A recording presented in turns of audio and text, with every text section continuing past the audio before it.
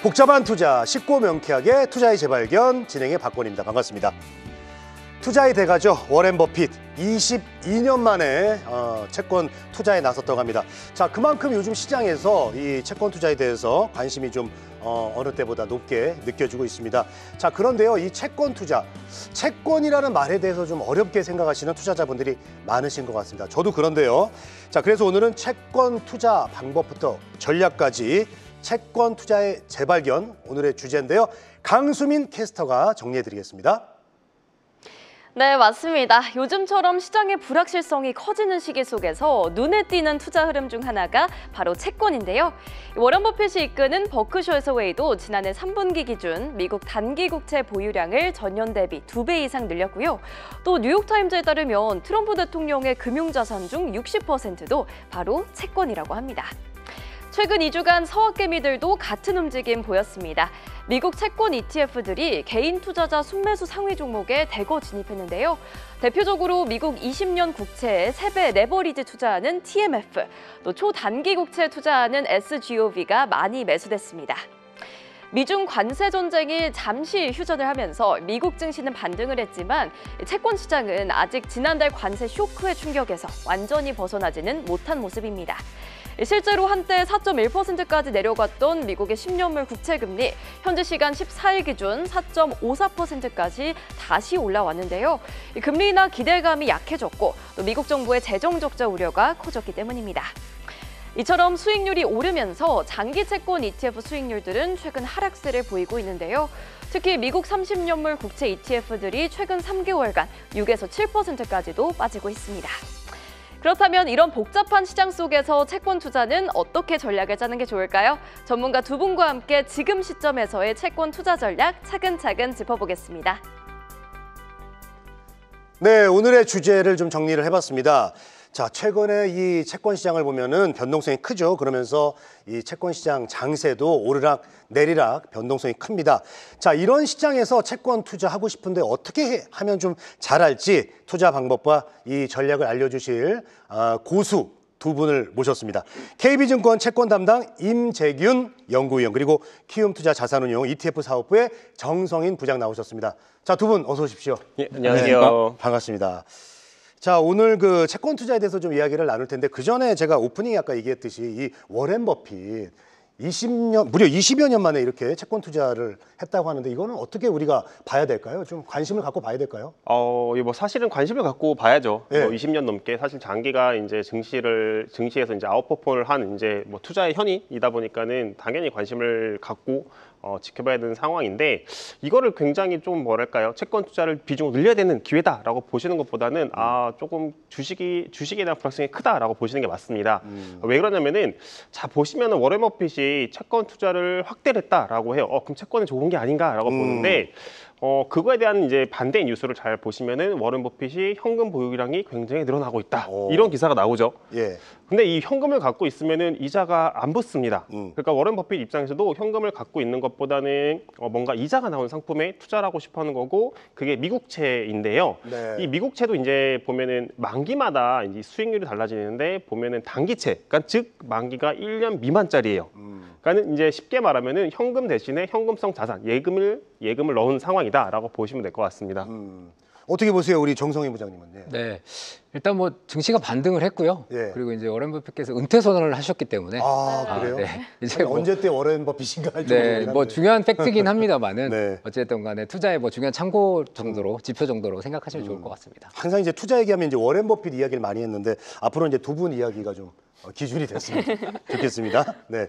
자, 채권 투자, 이 안정적인 수익 노리는 이 투자자분들에게 굉장히 계속해서 이제 관심을 받고 있는 투자처입니다. 그래서 두 분께 좀 질문을 드리면, 금리 좀 인하가 될 거다 이런 기대감, 이게 이제 약화가 됐습니다. 요즘 약화가 되면서 하반기나 돼야지 좀 금리 인하가 재개될 게 아니냐, 이런 전망도 좀 나오고 있는데, 또 채권과 금리는 좀 반비례한다, 반대로 간다, 또 이런 이야기가 있어요. 그래서 그렇다면 지금 채권 투자를 해야 되지 않냐, 지금 적합한 시기가 아니냐, 투자자분들이 생각하실 수가 있거든요. 이 두 분 생각도 좀 궁금한데, 우리 임재균 연구위원님 어떻게 보십니까? 뭐 결론부터 짧게 말씀드리면 예. 지금 사야 됩니다. 지금 사야 돼요? 네, 지금 사야 됩니다. 사실 이제 미국채 금리 같은 경우가 뭐 어제자 기준으로 4.5%, 10년물 금리가 4.5% 뚫고 올라갔습니다. 이 금리를 보면 굉장히 높은 수준에 있는 상황인 거고 이렇게 올라간 이유가 생각보다 관세 정책에도 불구하고 미국 경제는 강하네. 그리고 물가는 올라가는 상황이잖아. 그럼 연준이 금리 인하를 천천히 할 수밖에 없는 게 아닌가라고 생각은 하고 있는데 뭐 맞습니다. 연준 입장에서도 굉장히 금리 인하를 천천히 하겠다라는 스탠스를 보이고 있기 때문에 금리가 올라간 점은 분명히 맞는데 예. 근데 지금 보시면 연준도 인하를 한다는 거예요. 인하를 한다는 거고 단지 천천히 할 뿐이다라고 보시면 될 것 같고 자 그리고 이제 관세 정책도 잘 보시면은 이제 관세 정책이 원래는 없다가 생긴 거죠. 그러니까 이율 자체가 떨어지긴 했지만은 10% 그리고 중국에 대해서 30% 관세를 부과를 하고 있고 그거 자체가 미국 경제에 충격을 받을 수 있습니다. 예를 들면은 제가 이렇게 때려요. 예. 때렸는데 때린 거 취소한다고 이게 맞은 사람이 안 아픈 건 아니잖아요. 그렇죠. 네. 그러니까 네. 지금 미국 경제가 그런 오히려 거죠. 더 약 오를 것 같아요. 네, 관세를 때리고 내가 너무 세게 때린 것 같은데 야, 취소할게 이러는 건데 맞은 사람 입장에서는 아픈 거죠. 맞아요, 이게 맞아요. 미국 입장에서도 분명히 부정적 영향을 미칠 수 있고 이런 것들이 시간이 좀 걸릴 수는 있겠지만은 미국 경제에 펀더멘탈적으로 분명히 약세 요인으로 작용할 거라고 저희는 보고 있고 그런 것들이 결국에는 금리는 하락한다. 그런 점에서 지금 미국채 을 매수해도 되는 시점이라고 저희는 보고 있습니다. 네, 단도직입적으로 우리 임재균 연구위원님은 지금 사야 된다 이렇게 얘기해 주셨고 우리 정성인 부장님 정성을 담아서 좀 얘기 좀 네, 정성을 다해서 한번 대답을 좀 해보자면 어떻게 저는 보세요? 정확하게 이제 채권 투자는 언제나 옳다. 언제나 언제나 옳다. 예, 이렇게 좀 단호하게 좀 말씀을 드리면서 시작을 좀 해보려고 하는데요. 뭐 채권 같은 경우에는 시대를 막론하고 언제든지 안전자산으로서 역할을 계속 해왔거든요. 그렇기 때문에 시장 상황과 무관하게 항상 투자에 있어서는 수익을 안겨주는 자산이긴 해요. 네. 다만 시장 상황에 따라서 뭐 만기나 종류를 좀 달리해서 투자를 하면 언제나 좀 수익을 낼 수 있는 안전자산이기 때문에 언제나 옳다. 저는 이렇게 말씀을 드릴 수 있을 것 같고 기본적으로 이제 이 투자자분들께서 채권을 투자하심에 있어서 얻으실 수 있는 수익이 기본적으로 채권의 쿠폰에서 나오는 이자 수익, 네, 그리고 이제 금리가 하락하면서 발생할 수 있는 자본 차익 이렇게 두 개를 기대할 수가 있잖아요. 네. 근데 이제 지금 상황만 놓고 보면은 사실 저희가 기준금리 시계열을 한번 제가 들고 나왔는데 네. 그 코로나 이후에 긴축 정책이 펼쳐지고 난 이후부터는 지금 장기 시계열 특히 이제 2000년도 이후부터 네. 기준금리 한국과 미국을 보면은 지금 그 금리 상황 자체가 굉장히 고금리 기조이거든요. 네. 고금리 기조이다 보니까 네. 결국 이런 부분들은 첫 번째 그 받을 수 있는 쿠폰 수익률이 높다, 이자 수익이 높다 이 한 가지. 두 번째는 언젠가는 내려갈 수 있는 금리에 대한 자본 차익에 대한 기대감이 높다. 이 두 가지이기 때문에 사실 지금 상황에서는 채권 투자하시기에 굉장히 좋은 상황이 아닌가 저는 그렇게 생각이 됩니다. 네. 안전자산이라고 하셨는데 전 궁금한 게 또 최근에 미국채가 안전자산 지위를 잃고 있는 거 아닌가라는 관측들도 나오더라고요. 그 부분은 좀 어떻게 보시나요? 굉장히 어려운 얘기인데 네. 미국채가 안전자산의 지위를 잃게 되면 네. 좀 과장해서 얘기를 하면은 글로벌 경기가 파탄이 날 수 있습니다. 그렇기 때문에 물론 좀 과장돼서 얘기를 할 수는 있어요. 왜냐하면 최근에 이제 미국의 어떤 사건 사고가 너무 많다 보니까 그런 네. 얘기를 많이 하시는데 사실 현존하는 국가 중에서 가장 안전한 자산은 아직까지는 미국이 아닌가. 네, 저는 그렇게 생각을 하고 있습니다. 네, 또 올해 들어서 이 채권 투자 관심이 계속해서 높아지고 있다라는 느낌을 받고 있는데 또 현장에 직접 계시다 보니까 부장님께서는 그 열기를 좀 직접 느끼시나요? 네, 말씀하신 바와 같이 확실히 그 채권 투자에 대한 관심이 굉장히 많이 늘었어요. 특히 이제 저희가 과거를 회귀해 보면은 코로나 이후에 이제 금리가 많이 높아졌잖아요. 제가 네. 앞서 말씀드린 바와 같이 그때 이후부터 특히 이제 2023년 정도를 회귀해 볼 수 있을 것 같은데 고금리 기조가 이어지면서 이제 금리 인상이 마무리가 되는 시점부터는 특히 개인 투자자분들의 채권에 대한 관심도가 정말 많이 높아졌어요. 네, 그래서 뭐 요즘에 그 투자자분들이 많이 참고하신 유튜브 컨텐츠나 이런 것도 네. 보시면은 채권에 대한 설명 컨텐츠들이 굉장히 많을 만큼 그만큼 관심이 좀 많다라고 생각이 되어지고 뭐 그에 따라서 당연히 자금도 좀 많이 들어오고 있는데요. 제가 그 그래프랑 표를 하나 들고 나왔는데 그 볼까요? 연초 이후에 그 공모펀드 유형별로 그러니까 자산별로 그 누적 증감이랑 투자자 예탁금 그러니까 증시의 대기자금이라고 하지 않습니까? 그 표를 제가 들고 나왔는데 보시면은 막대 그래프가 증시의 예탁금 추이이고요. 그 세 가지 꺾은 선 그래프가 유형별인데 네. 가장 하단에 있는 선이 주식형이에요. 그러니까 실질적으로 주식형은 많이 늘지 않았어요. 어. 예. 근데 중간에 있는 게 이제 채권형 펀드, 그리고 가장 위에 있는 게 MMF, 그러니까 초단기채 펀드라고 저희가 소위 얘기하지 않습니까? 네. 그래서 이제 이 펀드 내에서도 주식형보다는 채권형, 그다음에 초단기 채권형 이런 것들이 자금이 많이 늘었다라고 말씀을 드릴 수 있을 것 같아요. 3월 이후에 많이 올라왔어요 또. 네, 굉장히 많이 예. 올랐습니다. 왜냐하면 이게 이제 시장의 불확실성이 좀 커지다 보니까 예. 아무래도 대기성 자금들이 MMF로 좀 많이 유입이 된 상황이고요. 그에 따라서 그 연초 이후에 국내 ETF의 그 월간 순자산 총액 증가액 제가 탑10을 좀 들고 나왔는데 보시면은 예. 1위에 코덱스 머니마켓 액티브. 네, 이 종목이 지금 2조 4,700억이 일단 연초 이후에 늘었고요. 네, 그리고 5위에도 보면은 라이즈 머니마켓 액티브. 요것도 이제 초단기채예요. 네, 요 상품도 지금 굉장히 돈이 많이 들어온 부분을 좀 보실 수가 있는데 뭐 8위에도 있어요. 원큐 머니마켓 액티브라고 해서 이제 하나자산운용에서 운영하는 ETF인데 2025년은 23년, 24년과는 다르게 장기채보다는 아직까지는 초단기채 쪽으로 굉장히 돈이 많이 들어왔고 그 이유인즉슨 앞서 말씀드린 바와 같이 지금 미국 증시 자체가 최근에 많이 올라오긴 했지만은 어쨌든 간에 올해 들어서 계속 조금 불안불안하지 않습니까 그쵸. 지금? 네. 그러다 불안해요. 보니까 맞아요. 네, 네. 뭐 개인 투자자들뿐만이 아니고 기관 자금들까지 이렇게 초단기채 펀드에 올해는 조금 자금이 많이 몰리고 있는 그런 상황이다라고 설명을 드릴 수 있을 것 같아요. 네. 코덱스 머니마켓 액티브를 비롯해서 초단기채로 지금 몰려있는 자금이 몰리고 있는 걸 우리가 표로 좀 볼 수가 있습니다.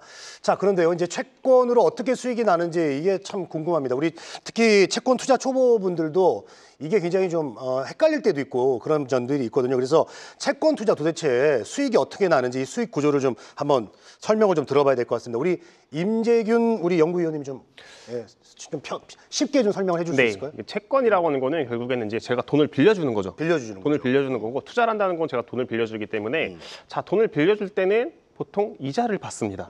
그럼 채권 투자의 첫 번째 이제 기본적인 수익은 이자를 받는 겁니다. 이자. 예, 이자를 받는 거고 보통 이 채권의 이자 같은 경우는 저희가 매수를 하는 시점에 확정이 된다. 예를 들면은 4%짜리 채권 산다라고 하면은 연간 4%에 대한 이자를 매년 따박따박 받는다라고 보시면 될 것 같고, 근데 채권의 수익이 사실 이렇게 이자를 받는 것도 있지만은 또 하나 이제 자본 차익이 있어요. 예를 들면은 채권 같은 경우도 이제 중간에 매매를 언제든지 할 수가 있습니다. 그리고 시장 금리는 매일같이 바뀌고요. 매일 바뀌는 거에 따라서 반대로 가격이 바뀌겠죠. 그러면은 자, 저희가 4%짜리 채권을 사요. 4% 채권을 사는데 예. 금리가 갑자기 한 달 뒤에 3%가 됩니다. 네. 그러면은 금리가 내려가면은 보통 채권 같은 경우에는 금리가 하락을 하면은 가격이 상승한다라고 하고 금리가 상승을 하면은 가격이 하락한다라고 보는데 가격이 지금 같은 경우에는 워낙에 이제 고금리가 지속이 되고 있기 때문에 금리가 상승할 가능성보다는 하락할 가능성이 높다라고 네. 봤을 때 지금 4%짜리 채권을 사면은 4%에 대한 이자 플러스 금리가 내려갔을 때 3%가 됐을 때 거기에 따른 매매 차익이 발생을 하는 거고 그런 것들을 통해서 중간에 매도를 통해서 이자 플러스 매매 차익까지 자본 수익까지 얻을 수 있는 이런 방법이라고 보시면 될 것 같습니다. 자, 수익 구조에 대해서 얘기해 주셨습니다. 그러니까 금리하고 채권이 이제 좀 약간 반비례인데 지금은 워낙 고금리였고 이제 채권이 하락 가능성이 크기 때문에 이제 금리가 하락 가능성이 크기 때문에 채권 가격이 올라갈 가능성이 있다. 이렇게 정리를 좀 해주셨습니다. 자, 그런데요, 이 채권 수익 구조를 알아봤지만 이 채권이 종류가 굉장히 다양해서 우리가 투자를 하려면은 도대체 어디다 투자해야 될지 종류를 좀 정확하게 알고 살지 말지를 좀 결정을 해야 될 것 같은데 여러분들 많이 이거 들어보셨을 겁니다. 뭐 국채, 또 회사채, 또 10년물, 2년물 이런 게 굉장히 많습니다. 이런 용어는 좀 다들 들어보셨을 텐데 이게 도대체 뭔지 채권 종류를 우리 투자이자 발견의 똑순이 우리 강수민 캐스터가 정리를 좀 해드리도록 하겠습니다. 함께 보시죠.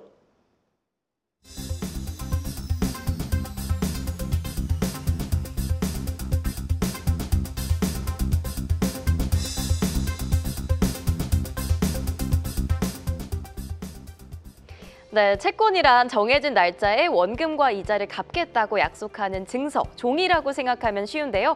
사실 이런 채권에도 종류가 다양합니다. 발행 주체부터 이자를 어떻게 지급하는지, 또 원금 상환은 어떻게 할 것인지, 보증 유무, 그리고 발행 기간까지 여러 가지 기준으로 채권 종류를 나눠볼 수가 있는데요. 채권 종류들 지금부터 한번 정리해 보겠습니다. 우선 누가 발행을 하느냐에 따라서 국채, 지방채, 회사채, 특수채로 나눌 수가 있는데요. 국채는 정부가 발행하는 채권으로 가장 안전하지만 또 이자율은 가장 낮은 편이고요. 지방채는 지방자치단체가 발행을 해서 지역 개발에 쓰이는 채권인데 국채 다음으로 안정적이지만 국채보다 신용도는 낮습니다. 지방 재정에 따라서 위험도는 좀 다르다라고 볼 수 있겠고요. 회사채로 넘어가 보겠습니다. 회사채는 말 그대로 기업이 자금 조달을 위해서 발행하는 채권인데요. 이자 수익률도 높고 또 다양한 기업을 선택할 수 있다라는 장점이 있습니다. 다만 기업 부도 시 원금 손실 가능성에 대해서도 고려를 해야 되기 때문에 신용 등급을 확인하는 게 필요합니다. 특수채는 한국전력이나 한국도로공사 등 공공기관이 발행하는 채권인데요. 정부 지원이 있는 경우도 많아서 일정 수준의 안정성은 보장이 되어 있고요. 다만 회사채보다는 수익률이 낮습니다. 이자 지급 방식에 따라서도 이표채, 할인채, 그리고 복리채로 나눌 수가 있습니다. 이자는 어떻게 받을까요? 이 방법도 제각각인데요. 이표채, 표면 이자 채권은 정기적으로 이자를 지급하는 가장 일반적인 형태고요. 할인채는 이자는 없고 액면가보다 싸게 사서 만기 때 원금을 받는 구조입니다. 또 복리채는 이자를 재투자해서 복리로 불리는 방식인데 장기 투자에 적합합니다. 언제 돈을 돌려받느냐도 또 중요한 기준이죠. 이 만기 기간별로도 단기채, 중기채, 그리고 장기채로 나뉩니다. 단기채는 1년 이하에 해당이 되고요. 유동성이 높다라는 장점이 있지만 또 자주 재투자를 해봐야 되겠죠. 중기채는 1년 이상부터 5년 이하, 그리고 장기채는 5년 이상이고요. 장기채의 경우에는 유동성이 낮을 수가 있고 금리 상승 시 손실 가능성이 크다라는 특징이 있겠습니다. 이처럼 채권은 종류도 많고 또 구조도 다양한데요. 나에게 맞는 채권을 고를 때 발행 기관, 이자 방식, 그리고 만기 등 잘 확인해 보시면 좋을 것 같습니다. 네, 오늘 평소에 좀 어렵게 생각했던 채권에 대해서 이제 모든 것을 알려드리겠다고 얘기를 했는데 투자 방법에도 직접 투자도 있고 간접 투자도 있습니다. 어떤 그 투자자 입장에서는 이 각각의 어떤 장점, 단점을 좀 파악해야 될 것 같은데, 자, 정성희 부장님, 수수료라든가 편리성 이런 게 또 차이가 있을 것 같아요. 네, 그럼요. 어떻습니까? 네, 일단 저희가 투자를 할 때 이제 그 소위 말하는 저희가 금융 투자에 보면은 이제 유가증권 그리고 부동산 실물 이런 것들이 있어요. 저희가 투자 가능한 자산이 그런 거는 이제 유가증권이 결국에 이제 저희가 금융자산이라고 소위 얘기하는 자산들인데 거기에는 채무증권, 지분증권, 수익증권 이렇게 나눌 수가 있어요. 좀 복잡한 용어긴 한데 굉장히 쉬워요. 네. 채무증권이 결국에는 채권, 줄여서 채권. 네, 지분증권은 내가 지분을 갖고 있는 거잖아요. 주식이에요, 주식. 굉장히 쉬운 거예요. 그리고 수익증권은 내가 수익을 누군가 나한테 내주는 거거든요. 그래서 이제 이게 간접 투자. 아주 쉽게 설명해 주시는 굉장히 심플합니다. 딱 알겠습니다. 말이 되게 어려운데, 이게 그 경제학 책에 나오는 건데. 네, 아무튼 저희가 이렇게 투자를 할 수 있는데. 이제 채권을 저희가 오늘 얘기를 할 거기 때문에 결국에는 첫 번째 채무증권 그리고 마지막에 수익증권 이게 이제 직접 투자, 간접 투자 이렇게 나눌 수가 있는데 그 직접 투자는 그 채권의 현물을 매매하실 수가 있으세요. 그래서 현물을 매매하시는 방법은 증권사를 통해서 직접 본인이 종목을 선택하셔서 매매를 하실 수가 있거든요. 그리고 이제 국채 같은 경우에는 거래소에 또 상장이 돼 있기 때문에 거래소에서 매매를 하실 수가 있어요. 그래서 아무래도 직접 매매를 하시는 부분이기 때문에 증권사에 매매 수수료만 내고 매매를 하시면 되고 그러다 보니까 아무래도 비용 측면에서는 좀 장점이 있겠죠. 네. 그리고 이제 간접 투자는 그 이제 제가 일하고 있는 저희 자산운용사에서 주로 대신 해드리는 방식인데 아무래도 그 앞에 저희 똑순이 캐스터님께서 굉장히 자세하게 설명을 해주시긴 하셨지만 그래도 투자자분들이 보실 때는 주식은 내가 좀 알겠는데 채권은 이게 종목도 잘 모르겠고 그러니까요. 되게 어려워요. 국고 24-5, 00300 이렇게 돼 있어요, 종목명이. 그러면 이게 암호 같기도 하고 굉장히 복잡하거든요. 그러다 보니까 아무래도 이제 저희 같은 좀 전문가한테 의뢰를 하시게 되면은 저희가 이제 소정의 비용을 받고 이제 매매를 해드리는 방식이 상대적으로 높은 수수료라는데요? 상대적으로 그러니까 이제 상대적이지 그 절대적인 건 아니고요. 그래서 굉장히 말을 갑자기 좀 더듬게 되는데 그래서 이제 이거 같은 경우에는 이제 저희가 운용 보수를 받고 이제 펀드, ETF 이런 것들이 이제 대신하는 방식이라고 생각하시면 될 것 같고 장단점은 앞에서 말씀을 드렸는데 직접 투자는 일단 매매 수수료가 좀 쌉니다. 그리고 이제 세금 측면에서도 좀 유리함이 있어요. 뒤에서 또 저희 연구원님이 자세하게 설명해 주시는 걸로 알고 있는데 일단 매매 차익은 비과세라서 장점이 있고요. 이제 펀드나 ETF는 아무래도 좀 편리하죠. 대신 해주니까. 그냥 나는 종목만 그 펀드나 ETF의 종목만 선택하면 되기 때문에 네네네네. 좀 편리하고 그리고 최근에는 이제 ETF 시장에도 굉장히 다양한 만기와 다양한 종류의 ETF들이 상장이 되어 있어요. 그러다 보니까 그런 것들을 이제 취사 선택하실 수 있기 때문에 상대적으로 좀 장점이 있다. 그렇게 말씀을 드릴 수 있을 것 같아요. 뭔가 펀드나 ETF 같은 간접 투자는 저 같은 채권 초보자 입장에서는 조금 접근이 그래도 쉬울 것 같은데 직접 투자는 조금 더 신중해야 될 것 같다는 느낌을 받거든요. 그래서 채권 직접 투자 좀 어떤 기준으로 어떤 상품을 고르는 게 좋을지 이 부분은 연구원님께 한번 여쭤보겠습니다. 네, 이제 아무래도 채권이라는 게 굉장히 종류가 다양합니다. 일단은 발행 주체가 아까 이제 말씀 주신 것처럼 주체도 굉장히 다양하고 거기에 플러스 동일한 주체라고 하더라도 만기가 굉장히 다양을 해요. 그러다 보니까는 뭐 투자하시는 분들 입장에서 보면은 종목이 엄청나게 많은 거죠. 왜냐면은 저희가 뭐 주식을 산다라고 했을 때 삼성전자 주식을 살 거야라고 하면은 삼성전자로 주식을 살 수 있는 건 딱 두 가지죠. 보통주, 우선주. 근데 채권은 진짜 이제 수백 개 종류를 살 수 있는 상황이기 때문에 굉장히 복잡한 거고 그럼 좀 선택을 해야 되는 게 결국에는 내가 이 채권을 투자를 하려고 하는 목적이 무엇이냐? 내가 지금 증시를 투자할 건데 지금 되게 불확실해. 그러니까는 잠깐 현금을 갖고 있다가 좀 기회가 왔을 때 투자를 할 것이냐. 혹은 아니면 지금 금리는 되게 높아. 그러니까는 금리가 하락해서 자본 차이 나는 걸 발생을 하겠다라는 것들을 통해서 좀 수익을 발생할 어떤 목적, 투자 기간을 좀 잡아야 되는 상황이라고 저희는 보고 있고요. 만약에 좀 단기간에 조금 현금성 자산을 갖고 싶다라고 하면은 1년 미만짜리의 조금 안정적인 등급이 우량한 이런 채권을 좀 보유해야 되는 상황이다라고 보시면 될 것 같고 그에 반해서 나는 투자를 좀 오랜 기간 할 수 있다. 그리고 좀 공격적인 수익을 내고 싶다라고 하시는 분들 입장에서는 뭐 초장기물, 국채 같은 경우를 좀 투자를 관심을 갖고 지켜보시는 게 적절한 전략이다라고 저희는 보고 있습니다. 네. 자, 아주 명쾌하게 설명을 좀 해주셨습니다. 일단 말씀드렸다시피 접근하기가 쉽고 부담이 없다는 이런 점에서는 간접적인 투자 펀드를 그리고 ETF를 선호를 하는 것 같습니다. 자, 그렇다면 또 채권 펀드하고 ETF는 또 어떤 차이점이 있는지 ETF 같은 경우는 제가 알기로는 또 뭐 소액으로도 또 투자도 가능하고 어떤 게 좀 굳이 더 나은지 이번에는 또 역시 임재윤 연구위원님께 여쭤보겠습니다. 예, 사실 이제 채권형 펀드랑 ETF 이렇게 보면은 다른 것 같죠. 근데 네. 사실 ETF도 결국에 펀드입니다. F가 이제 펀드죠. 네. 똑같습니다. 이제 똑같은데 두 개의 차이가 뭐냐라고 하면은 보통 이제 펀드라고 하는 채권형 펀드라고 하는 것들은 보통 이제 증권사라던가 은행의 이제 지점 혹은 인터넷을 통해서 이제 주문을 넣고 체결을 해야 되는 상황인 거고 근데 이제 저희가 많이들 이미 아시겠지만 ETF는 이제 어떻게 보면 주식과 동일하죠. 네. 그러니까는 저희가 증권사 HTS 혹은 MTS를 통해서 저희가 원하는 가격에 사고 팔 수 있는 이런 상황이다라고 보시면 될 것 같고 이제 아무래도 이제 좀 바로 즉각적으로 매매가 가능하다 보니까는 훨씬 ETF의 유동성이 좀 있다. 그에 반해서 채권형 펀드 같은 경우는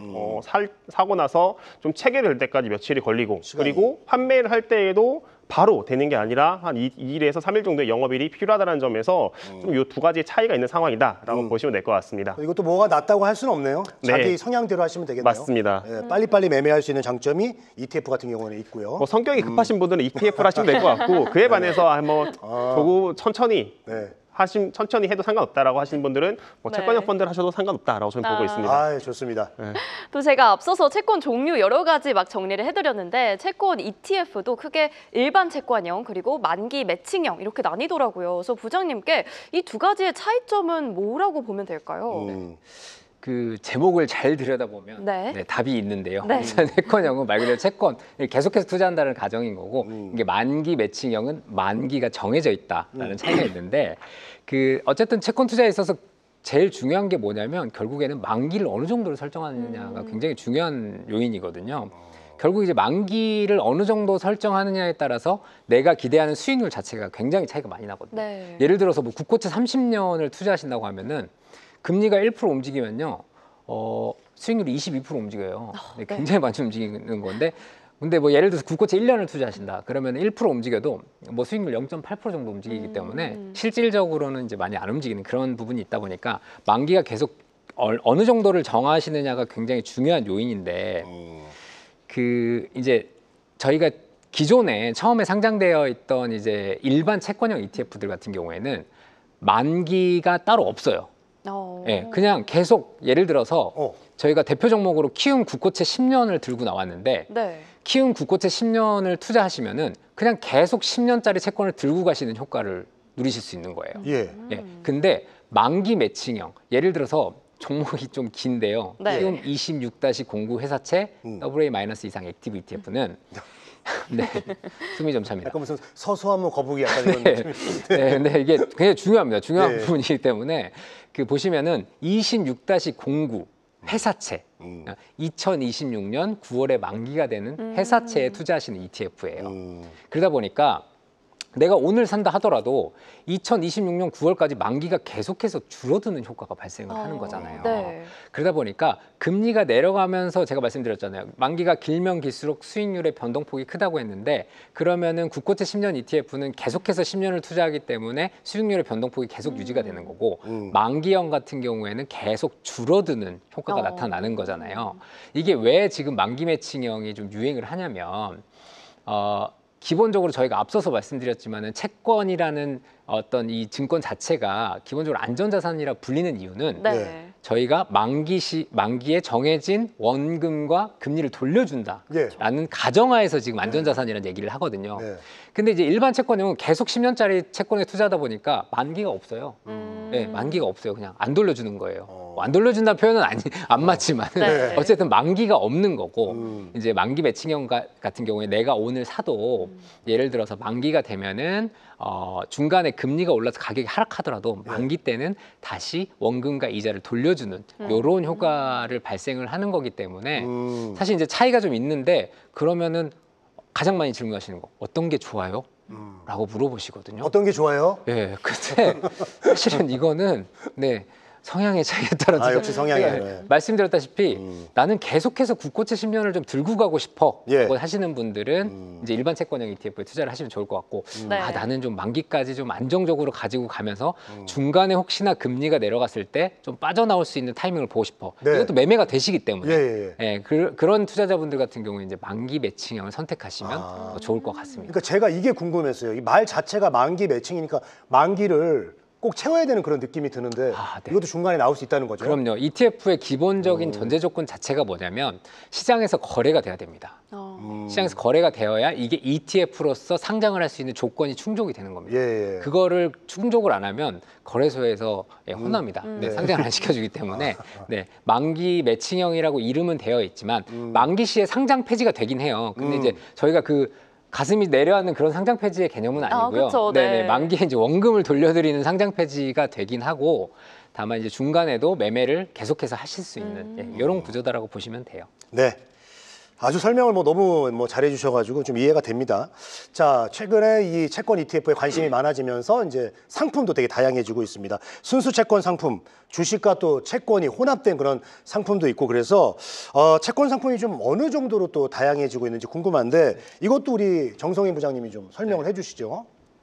제가 이제 아무래도 오늘 이제 ETF를 좀 소개해드리는 자리다 보니까 예. 그 채권형 혼합형 ETF를 좀 들고 나왔어요. 네네네네. 이제 기본적으로 제가 앞서 설명드린 상품들은 이제 순수 채권에만 투자하는 상품들인 거고 최근에는 채권 혼합형 이런 주식과 채권을 같이 섞어서 이제 만드는 상품들이 꽤 유행을 하고 있는데 사실 그 채권 혼합형 ETF는 2013년부터 출시가 되긴 했었는데 굉장히 오랜 기간 동안 무명의 세월을 보냈습니다. 네, 투자자분들이 관심을 못 받다가 네. 그래서 이제 그게 이제 1세대에 나왔던 상품들인데 어떤 거냐면 네. 뭐 특정 지수와 단기 채권을 섞은 상품들이었어요. 그래서 예를 들어서 뭐 타이거 경기방어 채권 혼합, 또 뭐 코덱스 200 미국채 혼합 이런 것들이 이제 있는데 그냥 딱 제목에 나와 있다시피 네. 경기방어 주식과 단기채를 섞고 뭐 200 주식과 미국채를 혼합하고 이런 것들이었는데 네. 사실 이제 2022년부터는 그 개별 종목과 채권을 혼합을 할 수 있는 상품들이 좀 나왔어요. 이게 이제 미국 주식에 대해서 투자자분들의 수요가 많아지면서 그래서 이런 상품들이 좀 유행을 하기 시작했는데 예를 들어서 에이스 엔비디아 채권 혼합, 네 그리고 타이거 테슬라 채권 혼합 이런 것들은 이제 엔비디아 주식을 30%를 가져가고 국내 단기채 그리고 뭐 테슬라 그리고 국내 단기채 이게 이제 2세대 상품이었는데 한 2023년 말부터는 이제 약간 2.5세대 뭐냐면 장기채를 섞기 시작했어요. 네. 왜냐하면 사실 주식 투자하시는 분들은 네. 이제 단기채를 섞었다는 이유는 단기 채권, 그러니까 채권의 가격 변동에 영향을 좀 적게 받고 싶으신 분들을 위해서 만들었던 상품인데 제가 앞서 말씀드렸다시피 2023년부터는 채권에 대한 관심이 워낙 많아지다 보니까 네. 특히 이제 장기채 수요가 워낙 많아지다 보니까 이런 개별 종목과 미국 장기채를 섞어서 나온 상품들이 굉장히 많았어요. 네, 그래서 뭐 키움 팔란티업, 미국 30주년 국채 혼합 이런 것들이 나왔고 최근에는 이제 커버드콜까지 씌워서 네. 나오는 상품들이 투자자분들의 많은 관심을 좀 받고 있습니다. 네. 또 채권하면 사실 안정적이다라는 이미지가 강하잖아요. 그렇죠. 그래서 원금 보장이 되는 것인지 이게 또 궁금한데 연구원님께 한번 여쭤보겠습니다. 만기 매칭형 상품들은 원금 보장이 되는 상품들인가요? 뭐 정확히 말하면은 원금 보장은 되진 않습니다. 그러니까 채권형의 안전형 자산, 안전자산이라고 하지만은 이제 이 안전자산이라고 하는 거는 기본 베이스가 기본으로 전제하는 게 내가 빌려준 돈이 떼이지 않는다, 디폴트가 나지 않는다라고 하는 거고 그러다 보니까는 사실은 100% 원금 보장이 되는 구조는 아니다라고 보시면 될 것 같은데 이제 대부분 이제 그 만기 매칭형 ETF 같은 경우 혹은 펀드 같은 경우는 이제 다양한 채권을 보유하고 있고 그래서 혹시 그 중에 한 개의 종목이 디폴트가 나더라도 대부분의 투자한 자산에 대해서는 원금이 보장된다라고 보시면 될 것 같습니다. 네, 일단은 투자라는 말이 들어가면 원금 보장은 없는 것 같아요. 그죠? 일단 투자가 들어가면 투자라는 건 손실도 날 수 있는 거기 때문에 자 그렇지만 또 반대로 투자에서 또 수익률이 빠질 수가 없습니다. 그래서 채권 ETF 수익률이 너무너무 궁금한데요. 전체 ETF 수익률 상위권 중에서 채권 ETF 순위가 어느 정도 되는지 궁금한데요. 정성희 부장님 정리해 주셨죠? 네, 제가 네. 들고 나왔는데요. 네네네. 안타깝게도 올해는 아직 일단 그 수익률 상위에는 채권형은 없고요. 네. 올해 이제 워낙 국내 주식형들이 좋은 성과를 기록하다 보니까 어. 보시면은 뭐 방산, 또 글로벌 방산, 조선, 우주항공 이런 종목들이 전체 ETF 수익률 상위에는 좀 올라가 있고요. 네. 그러다 보니까 이제 제가 또 채권형을 또 따로 한번 들고 나와 봤거든요. 예. 네. 채권형 ETF의 수익률만 제가 한번 뽑아 봤는데 야, 뭘 많이 들고 오셨네요. 네, 제가 오늘 굉장히 많이 들고 나왔습니다. 네. 네. 네. 보시면은 상반기에는 어찌됐든 간에 국내 채권형들은 장기채들이 수익률이 좀 좋았어요. 국내는 네. 금리가 좀 많이 내려왔다 보니까 네네네네. 보시면은 뭐 타이거 국고채 30년 스트립 액티브 이게 이제 원금만 분리해서 투자하는 상품이다 보니까 듀레이션이 굉장히 긴 상품인데 네. 그 상품이 이제 가장 좋은 수익률 연초이후 한 7% 정도 기록을 했고 그 외에도 보시면은 장기채들 위주로 지금 수익률 상위에 좀 올라와 있어서 상반기에는 국내 장기채들이 수익률이 좀 좋았다 이렇게 요약을 좀 드릴 수 있을 것 같습니다. 네. 그러면 연구원님께 제가 여쭤보고 싶은데 이 국고채 장기물들 수익률이 특히 좋았던 이유가 뭘까요? 네, 아까도 이제 말씀드렸지만은 채권 같은 경우는 만기가 길면 길수록 똑같은 1% 금리가 하락을 했을 때 가격 변동폭이 큽니다. 근데 이게 조금 슬픈 현실인데 네. 우리나라 금리가 왜 하락했는지 보면은 경기가 되게 안 좋아서 하락을 했어요. 경기가 안 좋다 보니까는 한국은행이 금리 인하를 많이 하겠지, 빨리 하겠지. 그러다 보니까는 그런 것들이 장기물 금리에 선적으로 반영이 되면서 장기물 금리가 작년 하반기부터 계속해서 내려왔고 그러다 보니까는 지금 보셨던 것처럼 장기물 채권에 투자를 하는 ETF 같은 경우가 수익률이 굉장히 좋게 나왔던 부분이라고 보시면 될 것 같습니다. 네, 알겠습니다. 자, 그리고 우리가 주식에도 이제 서학개미들이 요즘 많잖아요. 국내장에서 뭐 또 많이 떠나시기도 하고 그랬는데 또 뭐 요즘도 이제 국내장이 올라오기 때문에 뭐 이제 양쪽으로 다 관심을 갖고 계시고요. 그런데 채권 같은 경우도 이제 미국 채권에 직접 투자하는 분들이 이제 많다고 얘기 들었습니다. 뭐 3대 미국 채권 ETF라고 제가 들었는데 우리나라 지금 투자자분들 여기에 대해서 관심을 많이 갖고 계신지 그 좋아하는 이유도 궁금한데 수익률까지도 좀 한번 얘기 들어보도록 하겠습니다. 연구위원님께서 좀.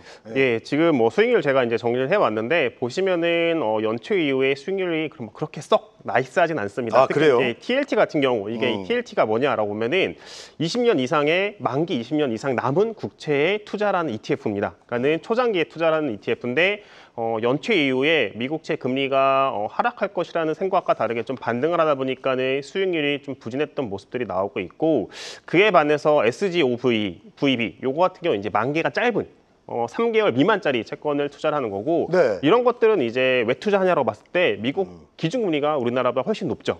그러다 보니까는 그냥 달러를 투자하고 싶어. 근데 달러를 갖고 있는 것보다는 뭔가 이자가 나오는 이런 상품에 투자를 하겠다라는 수요가 좀 있었다라고 보시면 될 것 같고요.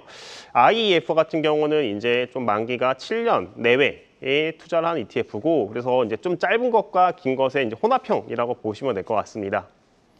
네, 또 미국 채권 ETF다 보니까 환율 리스크 저희가 안 체크해 볼 수가 없겠는데 오늘 또 원달러 환율 1,380원대로 내려왔더라고요. 그래서 미국 채권 ETF 투자할 때 좀 주의사항, 고려해야 될 사항은 어떤 게 있을까요, 부장님? 네, 일단 그 ETF 특히 채권형 ETF 투자하실 때 이제 어쨌든 간에 금리를 보고 투자하시는 거기 때문에 가장 채권형 ETF 상품명의 가장 마지막을 항상 보셔야 됩니다. 네. 마지막에 괄호 열고 H가 들어가 있는 것들은 환해지형 상품들이기 때문에 이렇게 환율이 하락하는 구간에서는 사실 환해지형 ETF들이 조금 유리하거든요. 그래서 마지막에 이제 H 들어가 있는 ETF들이 환해지형 ETF들이기 때문에 그런 부분들을 좀 보시는 게 아무래도 좀 유리하실 것 같습니다. 자, 두 분께 짧게 어떤 채권 또 눈여겨보고 계신지 한 분 한 분씩 좀 이야기를 좀 들어보도록 하겠습니다. 우리 임재균 연구위원님부터. 네, 저는 이제 미국채 장기물 쪽 바라보고 있고요. 예. 최근에 이제 미국채 금리가 뭐 트럼프의 관세 그리고 이제 연준의 금리나 기대가 꺾이면서 10년물 금리가 이제 4.5%를 상회했는데 이 정도 레벨이라면 사실 저는 충분히 사도 되는 상황이다라고 보고 있습니다. 물론 이게 단기간에 더 상승할 가능성은 뭐 열어놔야 되는 것 같아요. 최근에 특히 이제 워낙에 불확실성이 높은 시대다 보니까는 더 상승할 가능성은 있지만은 그 폭 자체 그리고 기간 자체가 길진 않다라고 봤을 때 지금은 미국채 장기물 쪽을 관심 있게 봐야 된다라고 저희는 보고 있습니다. 네. 자, 그리고 우리 정리 한번 해주시죠. 어떤 쪽의 상품 네. 관심 갖고 계신지. 일단 뭐 그 워렌 버핏과 유사한 생각을 가지신 투자자분들, 네. 지금 증시 너무 많이 올랐다 네. 하시는 분들은 키움 머니마켓 액티브 ETF라고 초단기채 어. ETF를 좀 보시면 좋을 것 같아요. 그리고 이제 나는 금리가 하락할 것 같다라고 이제 앞서 위원님께서 말씀하신 바와 같이 지금 미국채를 사기에 굉장히 좋다라고 생각하시는 분들은 에이스 미국 30년 국채 액티브 ETF, 얘 같은 경우에 환해지형 ETF거든요. 그래서 한번 보시면 좋을 것 같다라는 생각이 듭니다. 자, 마지막으로 우리 두 분의 간결하게 오늘 주제 한 줄 정리 한번 하면서 마무리를 좀 해보도록 하겠습니다. 우리 임재균 연구위원님부터 한 줄 정리 좀 부탁드릴게요. 네, 자, 채권 투자. 미국채 10년물 4.5 넘어가면 매수, 4.15 매도. 딱 정해주셨네요. 네. 네, 좋습니다. 그리고 정성희 부장님도 한 줄 정리해 주시죠. 네. 저는 뭐 밀리면 사라, 단 나눠서 사라. 네, 이렇게 요약하겠습니다. 예. 요 마지막은 좀 정성 없이 간단하게 이렇게. 굉장히 많은 의미를 함유하고 있습니다. 알겠습니다. 밀리면 무조건 사라, 단 나눠서 사라 이렇게 정리를 좀 해주셨습니다. 자, 오늘 정말 두 분이 우리가 평소에 어렵게 생각했던 채권 투자를 아주 쉽고 명쾌하게 설명을 해주셔서 우리 초보 투자자분들께 많은 도움이 됐을 것 같습니다. 자, 두 분과는 여기서 인사를 드리도록 하겠습니다. 두 분 고맙습니다.